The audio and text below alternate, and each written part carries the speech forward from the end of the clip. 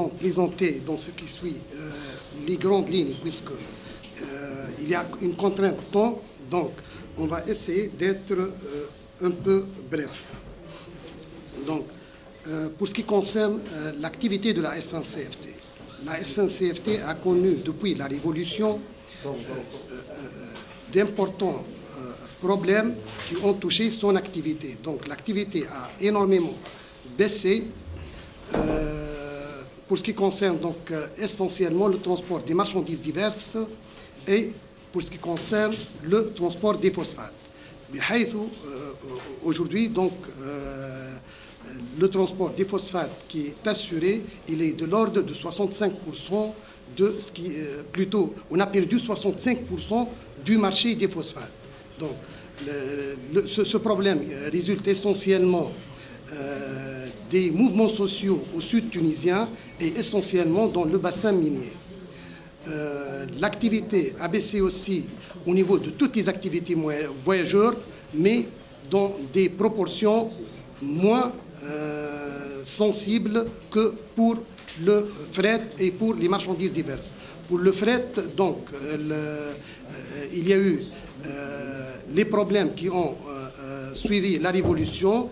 Donc, au niveau du groupe chimique, il y a eu une baisse des produits chimiques et par conséquent donc une baisse du transport des produits chimiques. Il y a eu aussi la perte du transport de coke à pétrole. Il y a eu aussi la perte, disons une baisse sensible aussi au niveau du transport des conteneurs maritimes. Donc tout ça a fait que le chiffre d'affaires se situe actuellement dans les environs de 60% du chiffre habituel qui a été enregistré en 2010. Là, devant nous, donc, ce graphique-là, ce qui est vraiment problématique au niveau de ce graphique, c'est que l'activité a baissé et donc le point d'inflexion tarde à venir. Donc c'est que l'activité stagne après avoir donc baissé et c'est sur ça que nous allons, disons, développer notre raisonnement lorsqu'on va parler de la restructuration. Donc, pour ce qui concerne l'analyse des charges de la société, donc,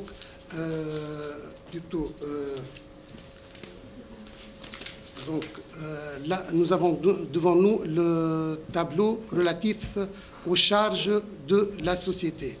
Donc, on constate que, pour ce qui concerne les charges, il y a eu une énorme augmentation des charges.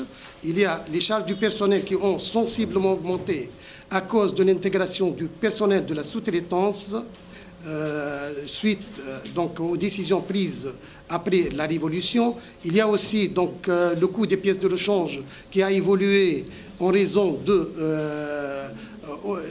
du fait du glissement du taux de change et de l'inflation.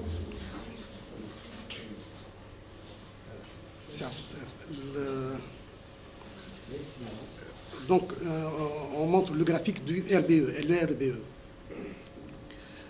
Donc, cette situation a fait que la société a enregistré des déficits successifs et a fait que le résultat brut d'exploitation a enregistré des niveaux alarmants, c'est-à-dire donc le RBE qui devrait se situer même en cas de déficit.